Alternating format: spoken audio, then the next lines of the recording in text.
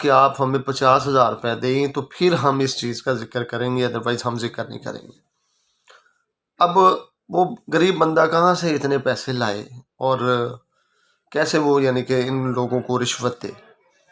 اس نے کیا کیا، اس نے پیسے نہ دیے، انہوں نے دوسرے لوگوں کے ساتھ ڈیل کر لی، جو کہ 1,00,000 روپے میں ڈیل ہوئی ہے۔ میرے پاس ریکارڈنگ بھی پڑی ہوئی ہے،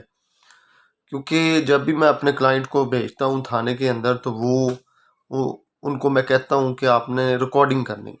انہوں نے ریکارڈنگ کی، اس میں وہ ساری ڈیٹیل ہے، انشاءاللہ ہم اس میں ایکشن لیں گے، آگے تک جائیں گے۔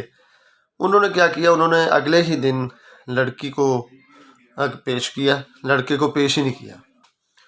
اور لڑکی کے جو بیان ہے 164 کے دوبارہ سے بیان ریکارڈ کروا دیے،